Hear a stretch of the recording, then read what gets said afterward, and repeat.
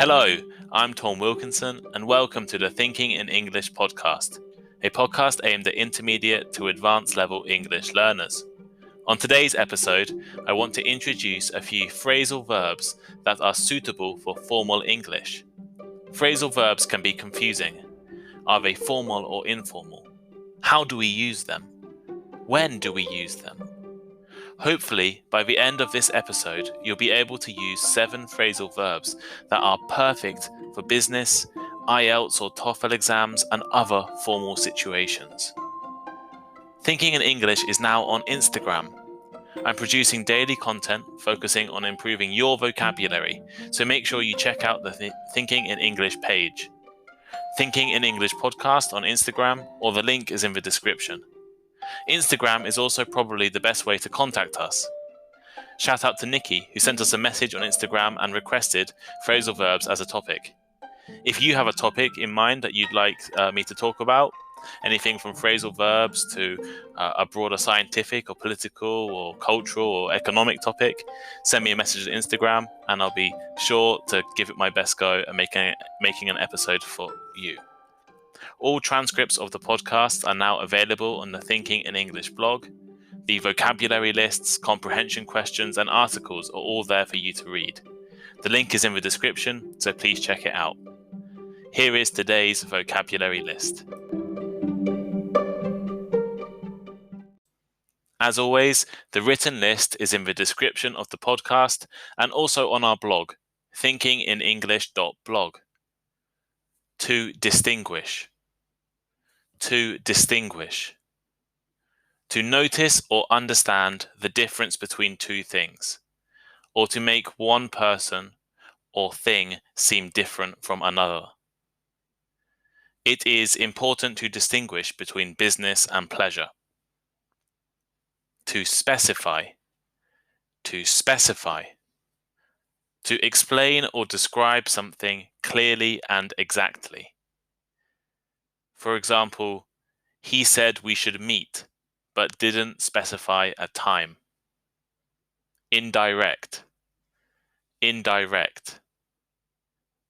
Something indirect is happening in addition to an intended result, often in a way that is complicated or not obvious. For example, some indirect effects of the war include disease and food shortages. Boastful. Boastful. If you are boastful, you praise yourself and what you have done. For example, he was confident, but not boastful. Jet lag. Jet lag. Jet lag is the feeling of tiredness and confusion that people experience after making a long journey by plane to a place where the time is different from the place they left. For example, every time I fly to the USA, I get really bad jet lag. Venture. Venture. A venture is a new activity, usually in business, that involves risk or uncertainty. For example, she advised us to look abroad for more lucrative business ventures. And finally today, to reduce. To reduce. To become or to make something smaller in size, amount, degree, importance, etc. For example, do nuclear weapons really reduce the risk of war?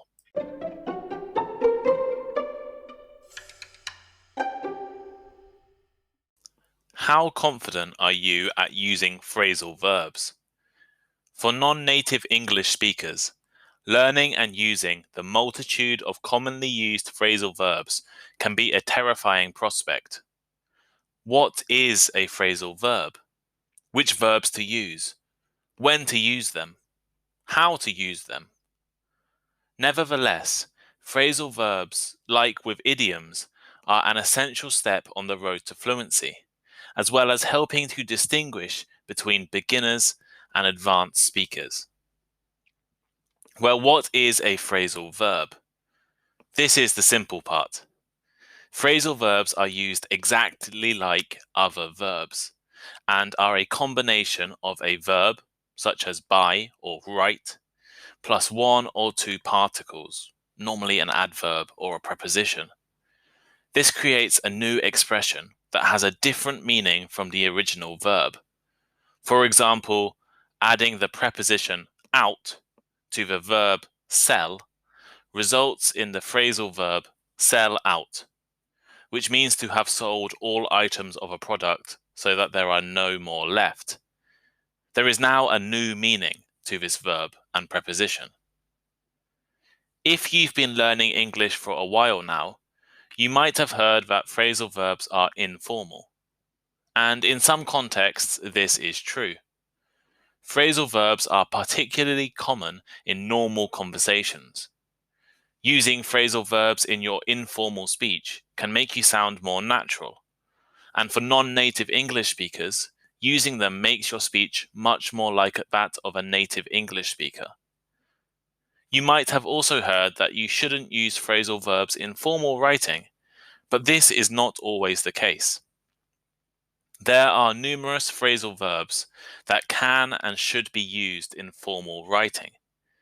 You will often see them used in formal situations such as business letters, academic writing, scientific papers, technical papers, legal documents, news reports, and official government documents. Of course, there are some phrasal verbs that are more informal and therefore unsuitable for formal writing.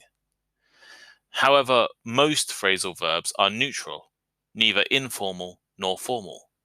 And in general, there's no reason to specify they shouldn't be used in formal writing. So, the rest of this episode will introduce a few phrasal verbs that you can definitely use formally.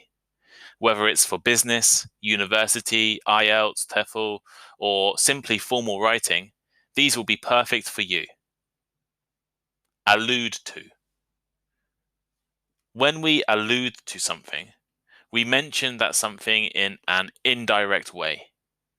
Instead of openly talking about it, we hint at something, or maybe mention it without discussing it at length. People allude to things in all kinds of situations. Boastful business people never fail to allude to their success in conversations. Authors often allude to their previous works in their novels. And politicians or leaders will allude to their policies in speeches. In these cases, the thing they are alluding to is not the focus or main topic of their conversation, writing, or speech, but they mention it anyway in an indirect way. Do without. If you're listening to this podcast, you're very likely to be learning or practicing your English online. Do you ever think about how people studied languages in the past? How did they do without the internet? How did they do without podcasts, apps, and blogs? How did they do without Google Translate? Do without is an incredibly useful phrasal verb.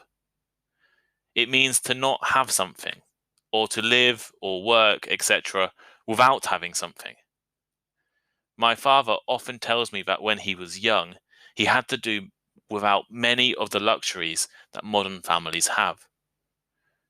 We also often put can or could in front of do without, to say that one does not like or approve of something. I like traveling, for example, but can do without jet lag. What things can you do without? And what things can't you do without? Embark on, embark upon. At the end of September this year, I embarked upon a new project, and that project is this podcast. We use embark on or embark upon in two main situations. The first is when we begin a journey. For instance, I embarked upon my trip north with enthusiasm. The second situation is when we begin something that will take a long time or happen for a long time. Often this might be a career, a project, or a new business venture. Really, we can embark upon anything that is difficult and will take a long time. Why did you choose to embark upon your chosen career? Do you have dreams to embark on a world tour? Frown upon.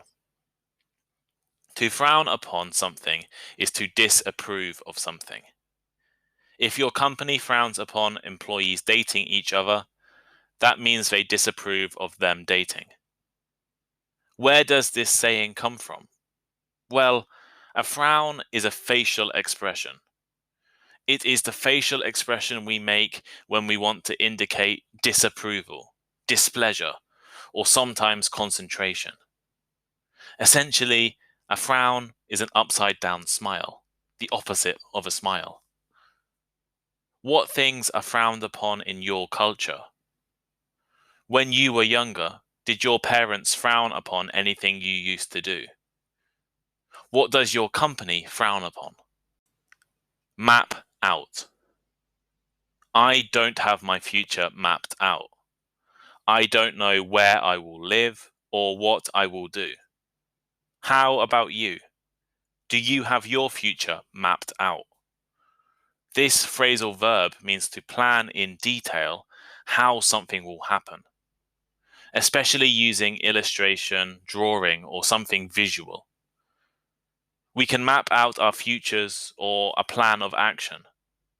Some people map out everything, including their careers. Others never map out anything. Narrow down.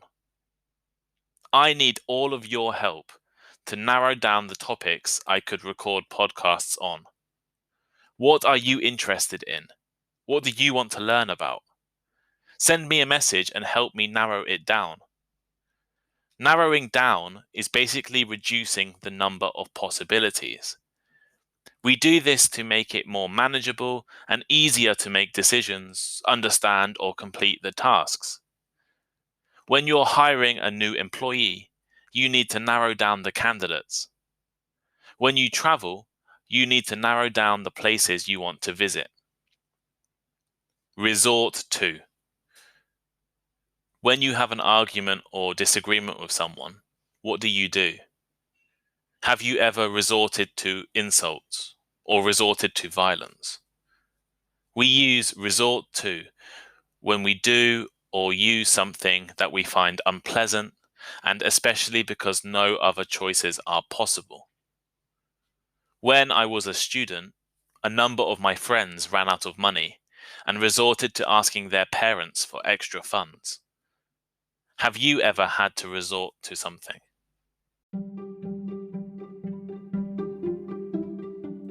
Thank you for listening to today's episode of Thinking in English.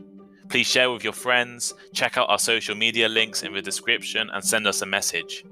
We're now on Instagram, and I'm posting daily content to help with your vocabulary. So it would mean the world to me if you could give me a follow, like a few posts, and please send me a message. I'm happy to respond to everyone. We appreciate all of your feedback, and if you have any ideas for topics, podcast guests, or other learning formats, please let us know. Nikki on Instagram reached out to me and requested an episode on phrasal verbs, so I made an episode on phrasal verbs. If any of you have ideas, let me know and I'll try my best to make you something. And please leave us a rating. Oh, and check out our blog, thinkinginenglish.blog, link in the description. Vocabulary lists, comprehension questions, full articles, and also records of our Instagram posts. Thank you, and see you next time.